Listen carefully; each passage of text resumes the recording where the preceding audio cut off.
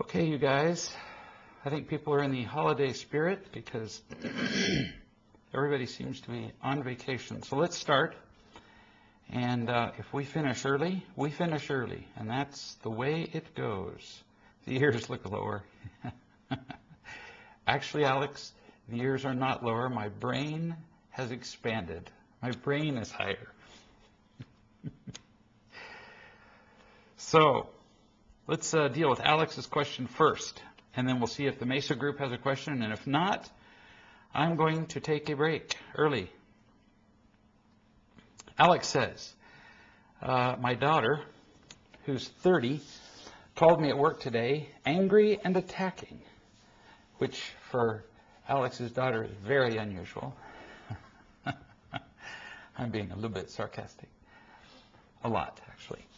She went on and on, trying to convince me that she's right about a particular situation. And I asked Alex for a little bit of information before we got started. And it turns out that the particular situation is that she believes that Alex's present partner is like doing things to come between them, come between Alex and her daughter. So Alex said she listened and listened, which is very cool. It's sometimes very difficult to listen to somebody when they are at you. It was clear to me that she was drowning. Good for you. When she was done, I needed to hang up because I was at work. You often can't listen forever when you are getting paid, after all. I tried reflecting some of her feelings, and she went off again, demanding that I show up with her. I guess meaning show up, I guess, is another way of saying emotionally engage with her. Correct me if I'm wrong. I think she wanted me to be angry, defend myself, or some such thing. And I do have a history of not sharing my feelings with her and being distant. Now, often when people say, I want you to emotionally engage, what they're usually saying is they want you to be as angry as they are, which you realize proves that they're right.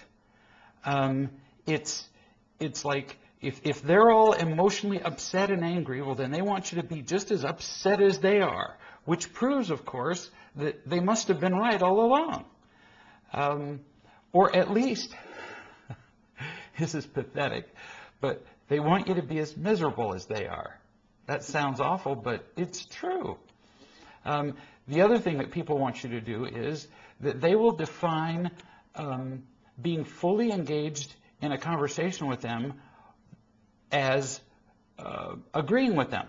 So you have to be as upset as them, or you have to agree with them. Well, you know, sometimes you can't do either one. So sometimes simply being unconditionally loving is very disorienting to people and makes them crazy. They don't know what to do with it. Essentially, it comes down to this. What she's really telling you is, I demand that you jump on the field of death with me and duke it out. And you're saying, no, I really don't want to. But we're going to get to what you could do differently here in a second, so I'm not just describing what happened. I came away from the conversation feeling numb. I'll bet. You can only be sort of hit in the face so many times before you do feel a little, like, beaten up. Duh. I didn't know what to say to her. I could have said that I've never loved her the way that she needs to be loved, which is the truth, but what else could I have said in the face of her attack? I know this isn't the end of the conversation. You can count on that. Help. All right, so, and you need to kind of give me a little bit of feedback here as we're talking so that I'm sure that I'm listening to you. And that is, so let's say the subject is she's coming at you and she's saying that your partner, and I can't remember your partner's name, but that doesn't matter. We'll call her whatever, partner. And so she comes at you, she says, your partner is getting in our way and trying to come between us and doing all these things and blah, blah, blah, blah, blah. So does it really matter whether what she's saying is, thank you, Lisa. Does it really matter whether what she's saying is true? Not really. So what you do is you stick with the fact that what your daughter is really saying is, I don't feel loved by you. All right, so what you say is, you know, duh, little wonder you feel frustrated. I mean, I've emotionally abandoned you. I have not unconditionally loved you your entire life. And so that has left you feeling empty and alone and discarded and abandoned. So that's our first step. Now let's get to, because you want to listen to everything. She's making accusations that Lisa, your partner, is getting between you. So let's not just discard that. And you don't want to take sides. You don't want to say, well, okay, I agree with you, Lisa's a monster, because then that makes, your poor little daughter a victim again. You say, and now here, you're in a situation where you want as much of my attention, affection, acceptance as possible, and I have a partner who also wants my attention, affection, acceptance, and time, and so on. And so it's only natural that Lisa, my partner, would do things where she would try to get my time. And from time to time, as Lisa is coming into my life and getting my time, I'm speaking for you here, I'm being you. I know I'm not as pretty as you, but there you go. So as Lisa is getting my time, and here you are getting my time, it's only natural that sometimes as Lisa's getting my time, she would get in your way. Duh. Now, does she do that intentionally? Oh, gee, I doubt that very much. Frankly, you ain't that important. Does that make sense? You're not the center of the universe. Now, you're important to me, but she doesn't think of you when she's trying to get my attention. But you're right, and this is the part she needs to hear. You're right, she does get in your way. And she does sometimes interfere with the time that I might give you. Now, the bottom line is, what you want to feel more from me, and now here's the part where you're going to, if you handle this right, oh, this can be such a cool moment. But you're right. What you want most from me is to feel more loved. And so, let me ask you, and I can't remember your daughter's name. We'll call her Fred. Couldn't think of a better one in a moment. So let me ask you, Fred, in this moment, while you're yelling and screaming at me, are you feeling more loved? Because that's what I'm trying to do. I admit I've been a complete buffoon. I've been an idiot. I admit that Lisa sometimes gets in the way. All true. But now you have to decide, what are you going to do? Because what you really want is to feel more loved. And at some point, you have to make a decision what part you want to play in it. Do you want to accept the love I'm offering you, or while I'm offering it to you, do you want to keep kicking me in the head? Because if you do, I'll let you, but you won't feel loved. Cool, huh? What it does is, simultaneously, you are admitting the mistake that you made, and you're making her, as a 30-year-old adult, responsible for whether she feels loved. See how cool that is? It's very cool. So I suggest trying that with her. Let me know if that helps you.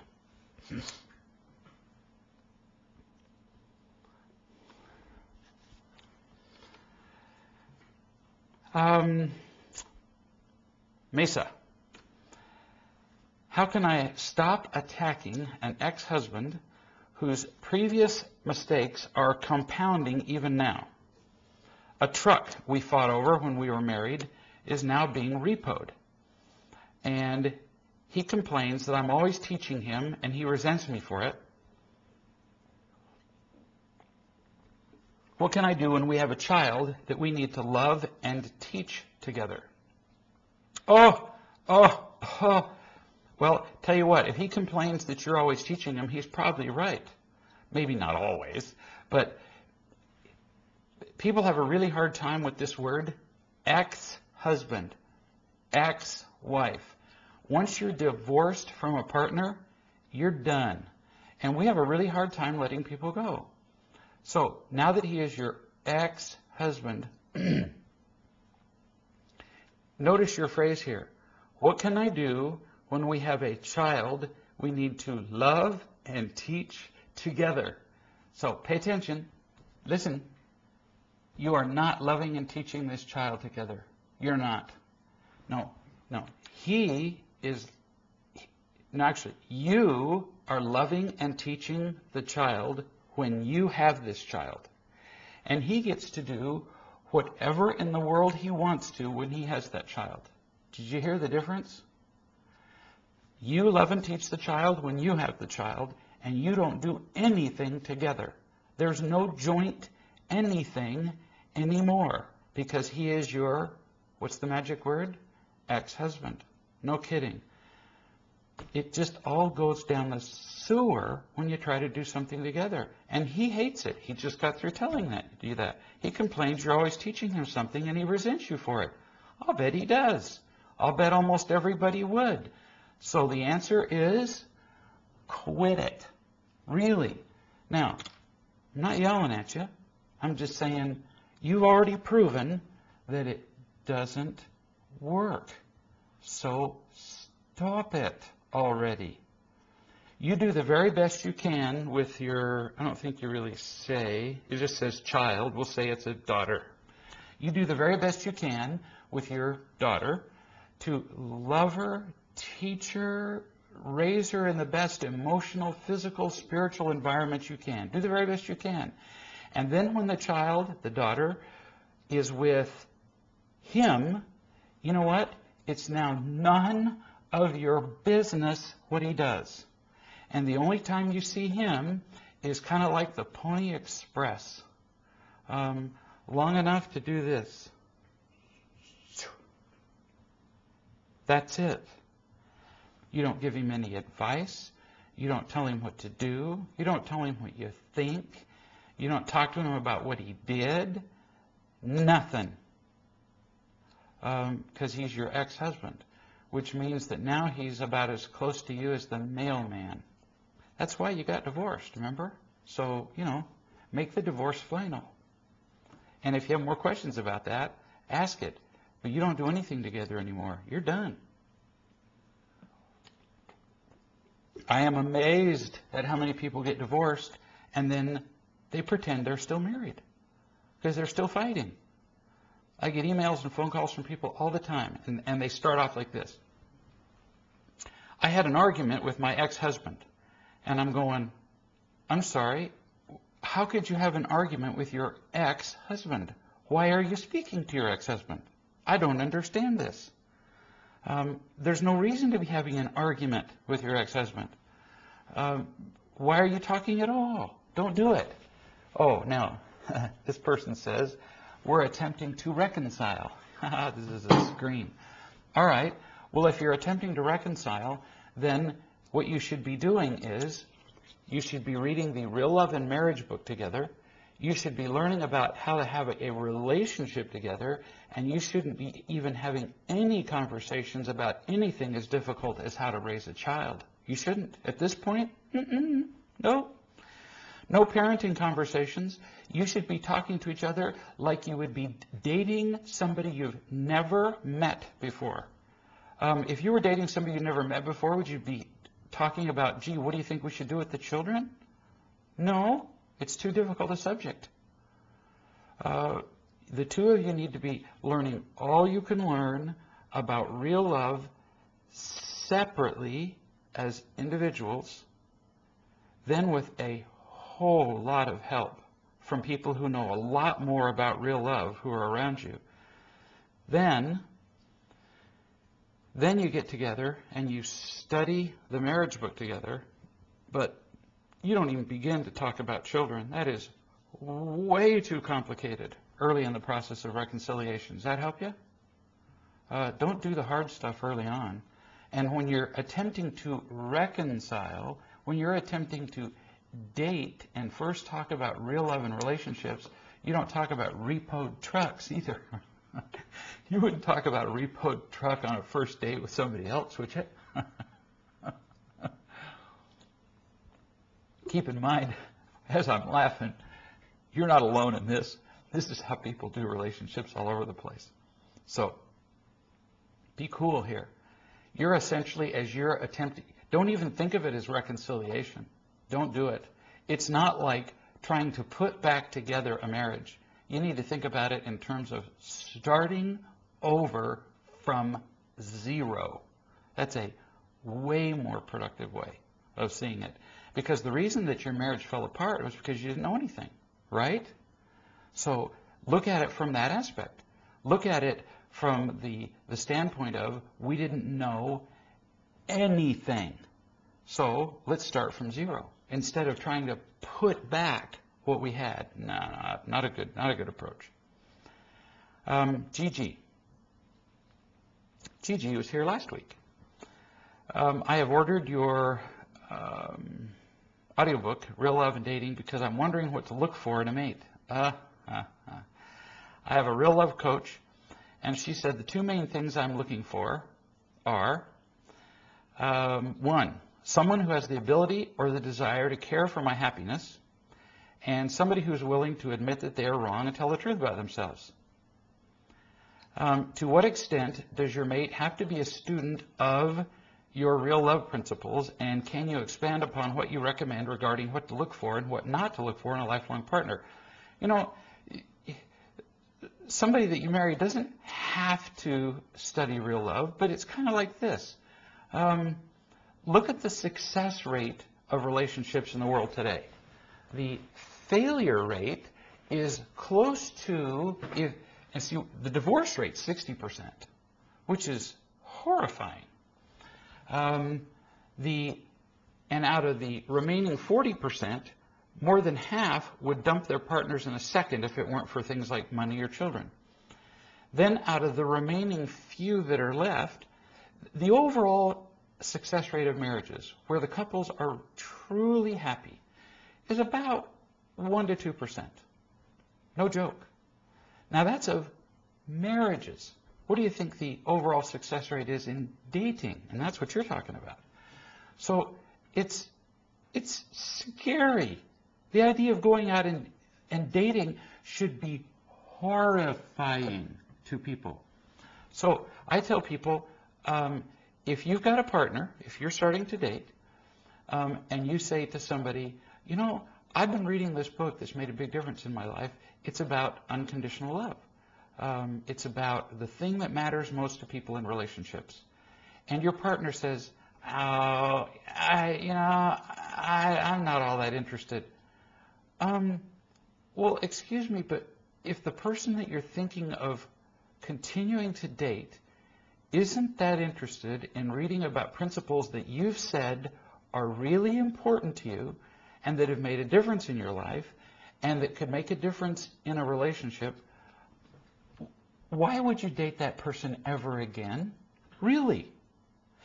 If I were dating somebody and I'd dated them 2 or 3 times even, and that person said, do you know, I'm just really fascinated by the mating habits of Baltimore Orioles or purple warblers or anything, I'd read a book on the subject. Wouldn't you?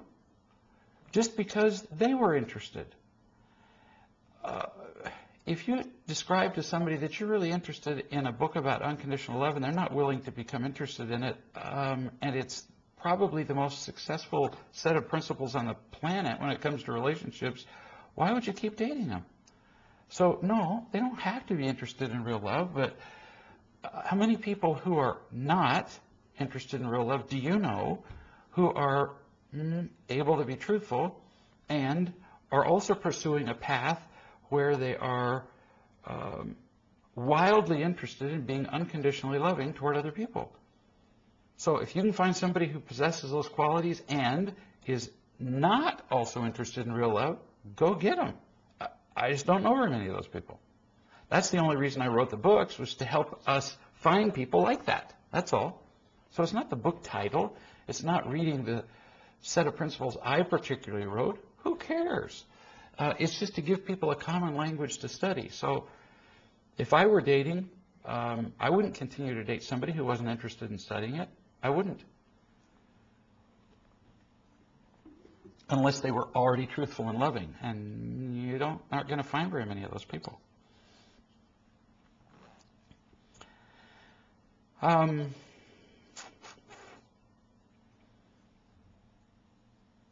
Let's see. What is the difference, somebody says here, between expectations and hopes or dreams? That's a great question. Not that the other questions tonight were stupid, just it's a good question. I can hope that if, for example, I'm sitting with someone and I'm teaching them a principle, I can hope that teaching them those principles will make a difference in their lives. In fact, if I didn't have some hope to that effect, why would I be sitting with them, right? Otherwise, I'd be home watching a movie and eating Pop-Tarts. So it's okay to have a hope that a positive thing will happen. It's a wish that there will be some positive outcome. But an expectation is more intense. What's the difference? Often you can't tell the difference ahead of time. If you look at somebody who's, for example, teaching somebody something or sharing something or doing something for somebody, you can't tell the difference between a hope and an expectation. How you tell is this. If I'm teaching you something and I have a hope or an expectation, may look the same. But if I teach you something and then you decide, that's garbage. I don't believe a word you're saying. I don't want anything to do with it. I don't believe it. And then I become disappointed that you didn't believe it. Or I become disappointed that you don't take my advice. Or I become disappointed that you show no interest in what I'm saying. Then I didn't have a hope that I might make a difference with what I was teaching you. Then I had an expectation. So the difference is disappointment or irritation. Simple. The difference is so obvious. And you can't tell the difference in most cases until somebody doesn't do what you want. That's how you tell. Vicky is saying, dating is like going to the shoe store. Would you buy the shoes that kind of fit? I agree. I mean, you know, there are no conditions for loving. None. You can be anything you want, and I will love you. I will care about your happiness. That's kind of what makes it unconditional love. But when you're looking for a lifetime partner, somebody who's going to be there to support you and care for you also, don't you think you ought to be just a little pickier? What do you think? Otherwise, hey, hang up the phone book, hang it up on the wall, throw a dart in it, just call that person and say, let's get married. Just grab somebody off the bus. Marry whoever. Why bother to date even? Just show up at the bar and tell whoever it is and say, walk up to whoever and say, look, I'm looking for a marriage partner. Let it be me. No, you'd be pretty stupid to do that. Now, you're not looking for somebody to, now this is a difficult concept for many people. You're not looking for somebody to love you in return. You're looking for somebody who is capable of also being unconditionally loving. It's quite a difference between looking for somebody who will pay you back and looking for somebody who has the potential of being as loving as possible. Big difference. How can I discuss parenting issues about teens with an ex for extended conversations? Well, again, we're back to my point of why are you? Why would you have to? If you can give me a reason why it is that you have to be discussing parenting with an ex, I'll answer your question. I can't think of one. Read the parenting book. I've written a fair bit about discussing raising children in separated households. You do the best you can to raise your child while the child is in your house. But what the heck business is it of yours what the child does when the child is in the other person's house? There's no third location where the two of you raise the child together. I don't get it. I don't get the question. People say, well, we raise the child together. No, you don't. No, there's what the child does in your house. There's what the child does in his house. And then people say to me, well, but I have this set of rules in my house. And then when she goes to his house, the rules are completely different and he screws it all up. Yeah, and he gets to. I know. And as the child gets older, you think the child won't get the difference between unconditionally loving and good parenting and sanity and the nut job who is raising the child like a crazy person over here? You think the kid won't get the difference? Children aren't as stupid as you think. And the crazy parent doesn't undo the good job that you're doing. Might make it a little more difficult at times. I get it. The child might arrive at your house on a sugar high, and it might take a little while for it to... I get it. But there's nothing you can do about that. And you can go at your ex-husband and say, I'm sick and tired of you. And what good does that ever do? It doesn't make any difference. So there you are. Again, you don't raise a child together with an ex-spouse. Now, then this person continues, well, there's sports. Yeah, there's sports as in there's somebody who has to take them to sporting events. Yeah, so you have to resolve that. Who's going to take, but see, those are just legal issues. What parent has custody over the child during what times? So if you have custody over the child on Thursday, then if the sporting event's on Thursday, let's see, this isn't really complicated, you have to take them. And so on. And if you want additional support from the other parent, you can ask for it. But if the other parent decides to do an imitation of a horse's behind and say, well, I'm not going to help, then you're done. The next thing it says here, medical issues. Well, like what? The child is either insured or the child is not. That's usually the kind of thing that's taken care of by a divorce decree, so I don't see why you have to decide that together. Again, you got to give me a reason to raise the child together. You haven't given me one yet. School, well, usually the state, you live in Mesa, so Arizona, usually Arizona pretty much decrees the child has to go to school. So I don't see how that's an issue. And depending on where you live, the child would have to go to school at the place of wherever you live. So again, I'm not seeing anything that you have to decide together. Finances. Whatever house the child lives in, you have to support the child where and finances, again, that's decided at the divorce decree. So again, so far I'm not seeing something that two parents have to decide together about a child, about raising a child. Money, yeah, that's a financial decision. And if you disagree about a thing enough, you might have to go back to court over it. You might. But usually most parents can sit down and see, that's not a parenting decision. See, people say, well, but that's a parenting. No, that's a business decision. So we have X amount of money that has to be spent about, that's just business. That's just money. So we have X amount of money that has to be spent about but it's not a decision about how to parent a kid.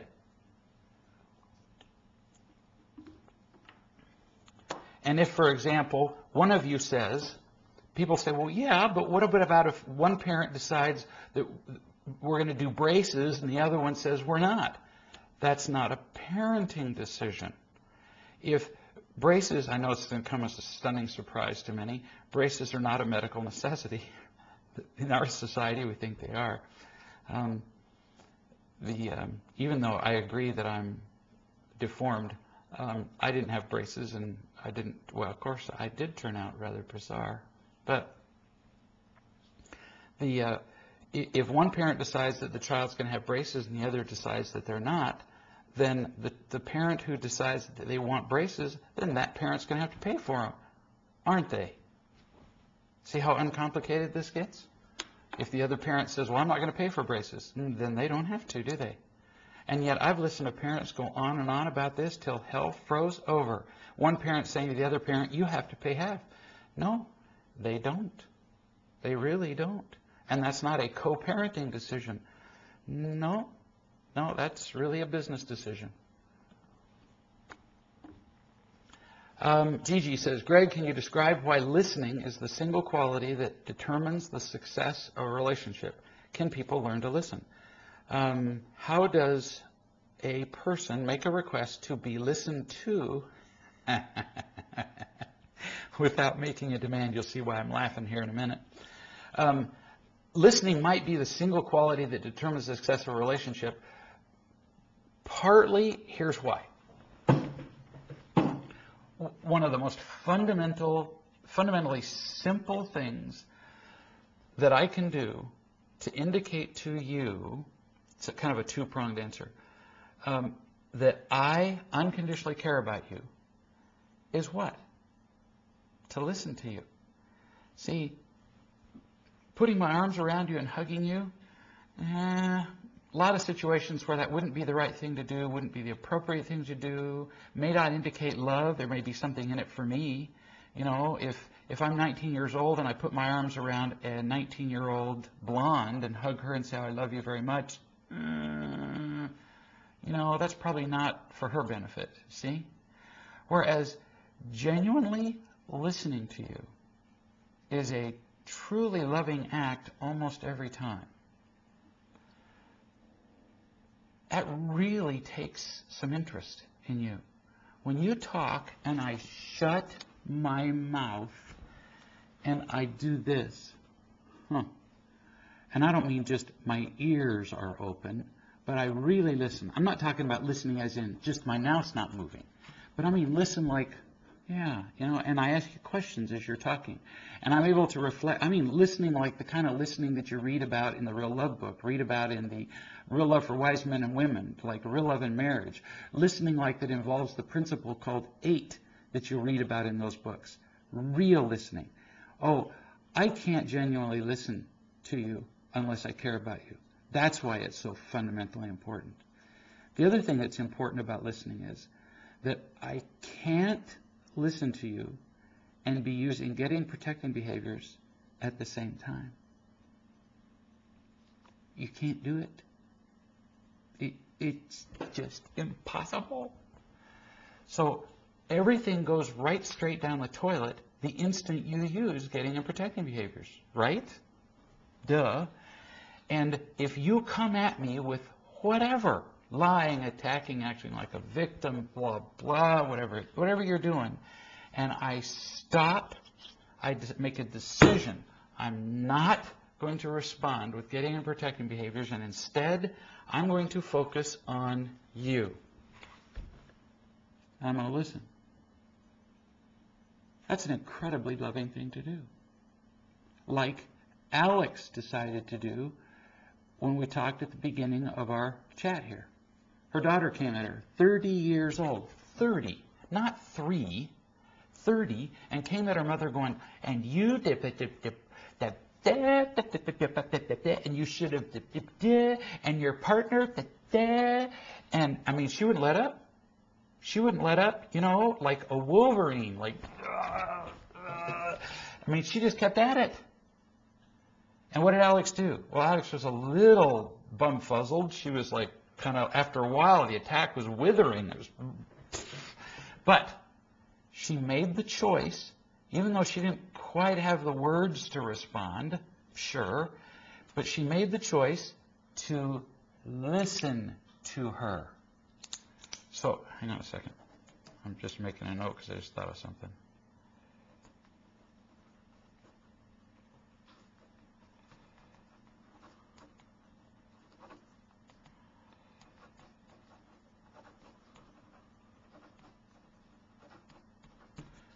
So Alex made the choice, instead of defending herself, instead of, attacking her daughter back, instead of acting like a victim. Oh, I'm your mother.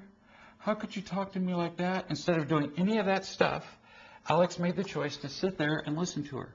She didn't have maybe a snappy little comeback. She didn't know maybe the right words to say to her daughter. Oh, that's all right. She did pretty dang well because she listened. It's a very loving thing to do. That's why it's that important.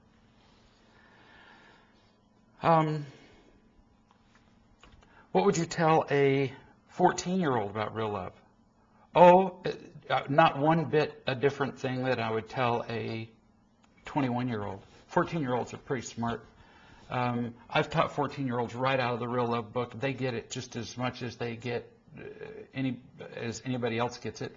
I mean, these kids are, 14, they're in 9th grade, 8th and 9th grade, and you think they don't get real love?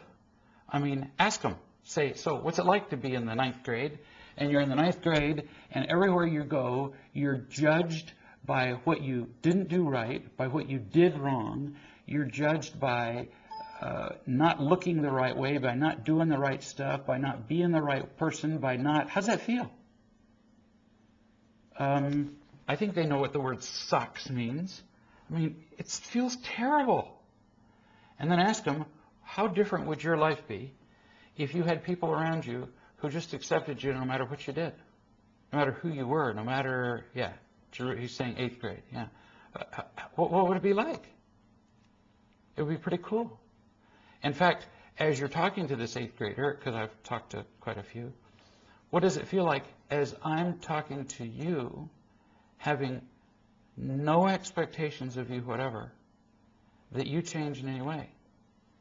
How does that feel?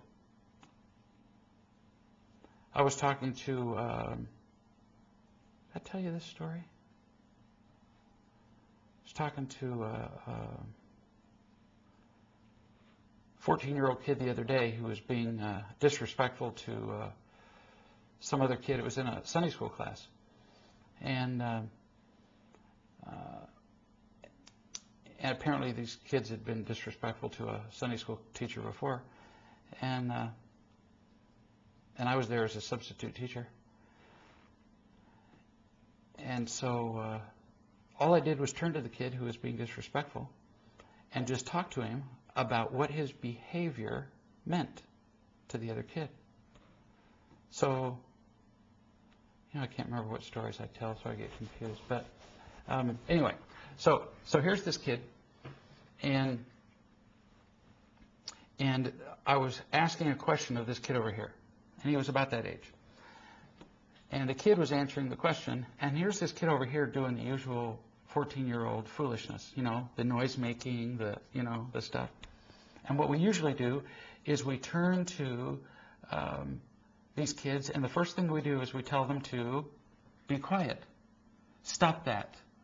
Which tells them what? I don't love you, I don't care about you, I don't accept you as you are. Which is a terrible, stupid thing to do.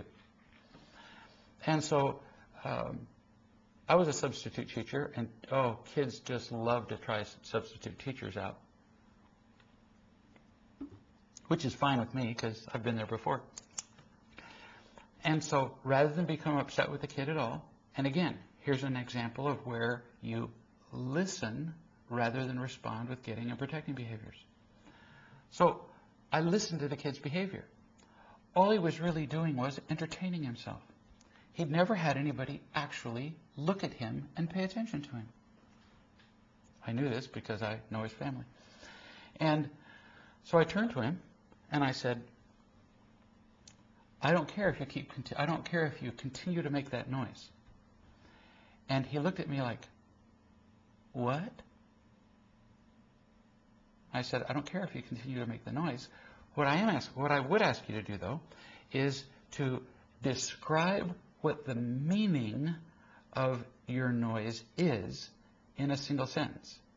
So your friend over here is speaking, and what I want you to do is, I want you in a sentence to turn to your friend, and I want you to tell him in a sentence, telling the meaning of what your noise means to him.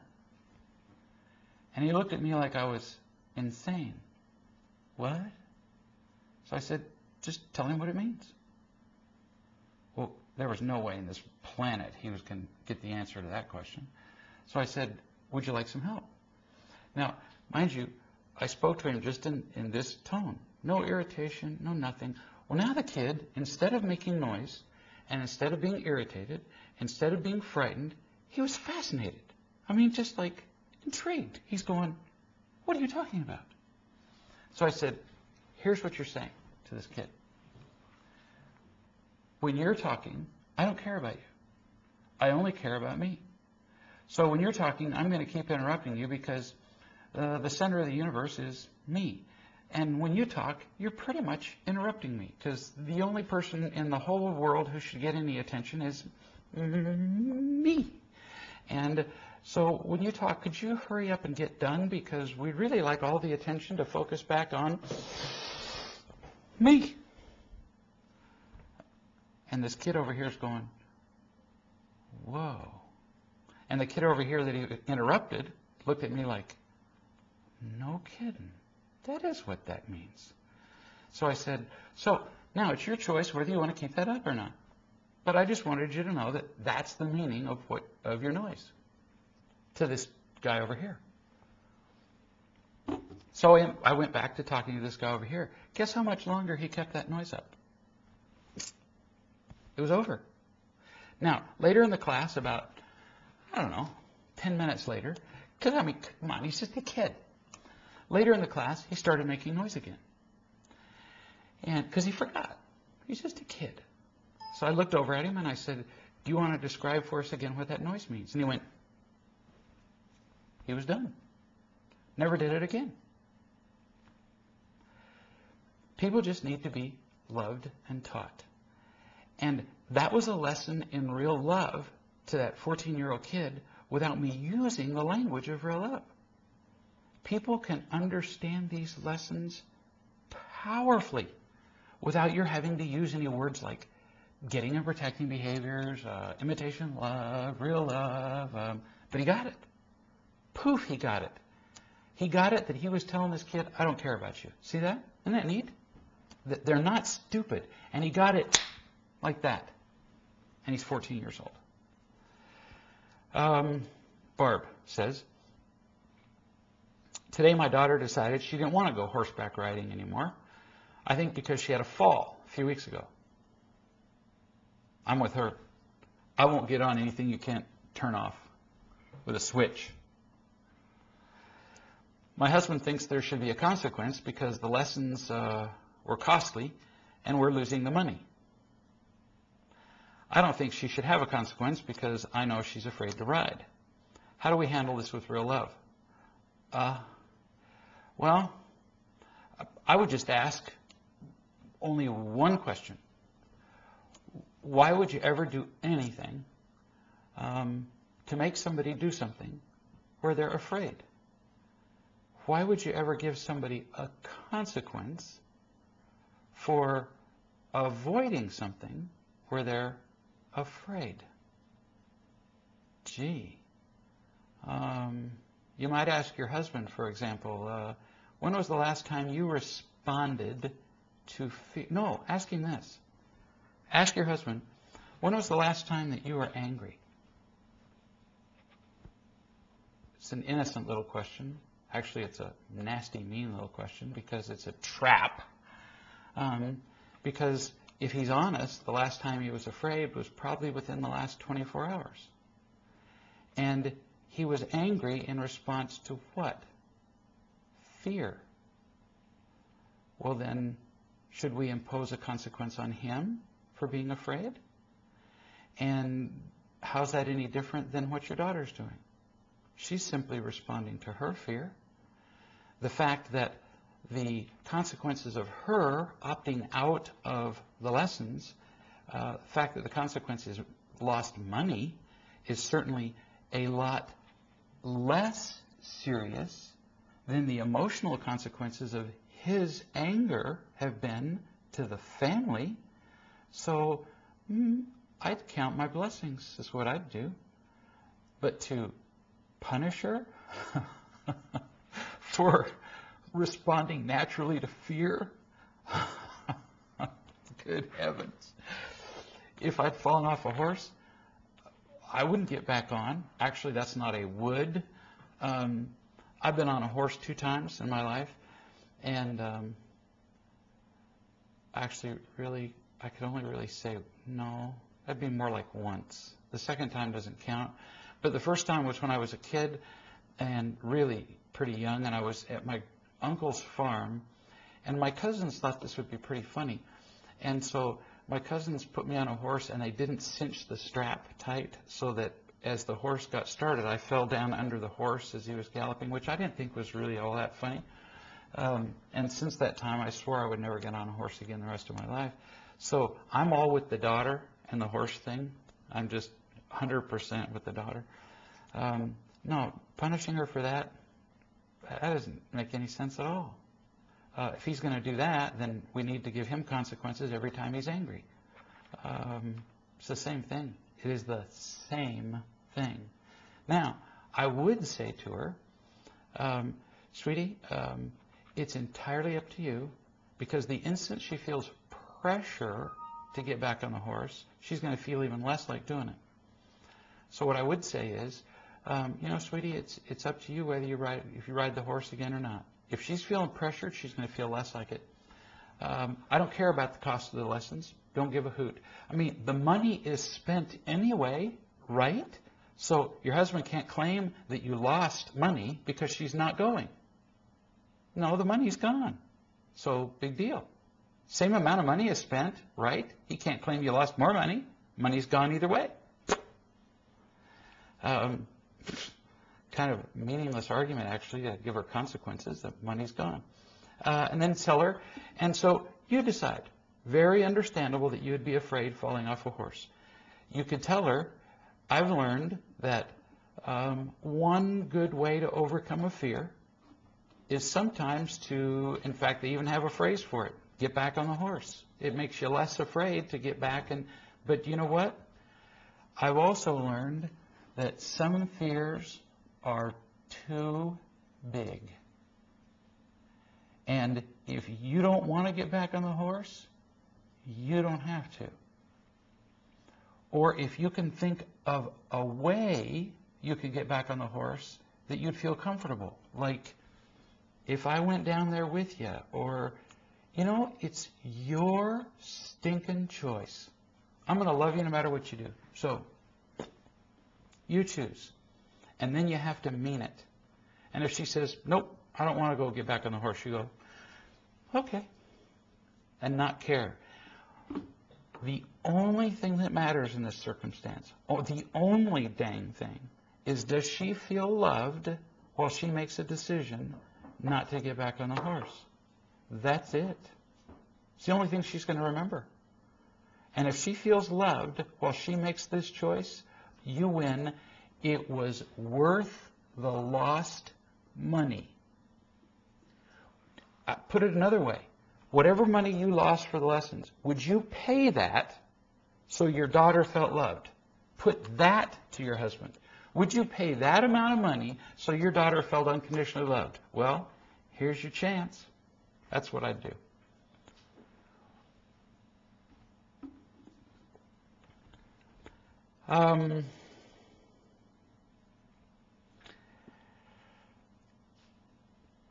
Mesa, when my child says, it's not fair, how do I teach my 3-year-old to be unconditionally loving? Oh my goodness, that's a long answer. Read the parenting book and come back next week and I'll answer that question for you.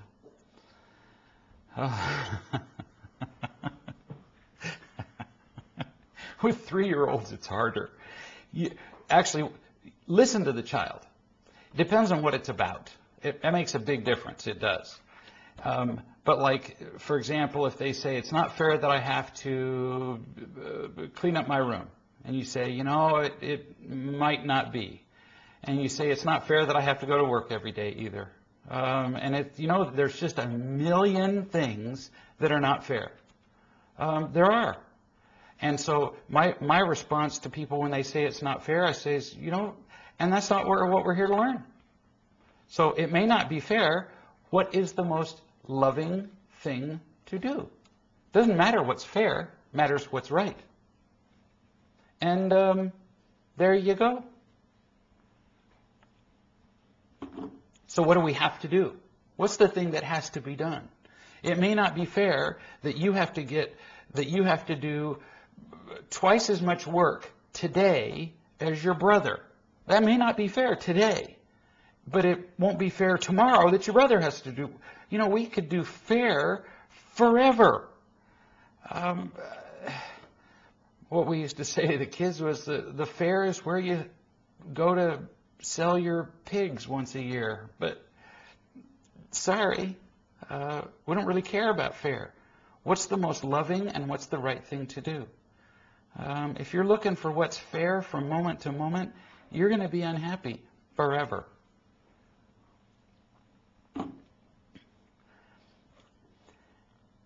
Let's see. I'm going to, because we have no time left, but we have one question left. So, I can't highlight this. There we go. So I'm going to save this. We got like only a minute and a half left, so I'm going to save this for next time. You guys have been just absolutely brimming with questions, like just killing me. So next Tuesday, have a good Thanksgiving, by the way. And your questions have been just stunning. So we love you. Enjoy the Thanksgiving.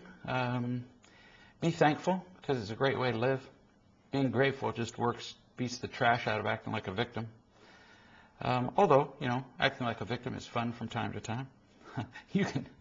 You can scream, it's not fair, and it feels really fun for a minute or two, but overall being great. That's another thing you can say to a child, although at 3 it doesn't work. We can talk about what's fair, or we can talk about what makes us feel grateful and loving, and we can do what's right. And but what's fair, I just never seen that produce happy people. So anyway, we love you guys, and we'll see you in a week, and look forward to you bringing your friends, and send your questions ahead of time. That's a ton of help, and we'll see you then.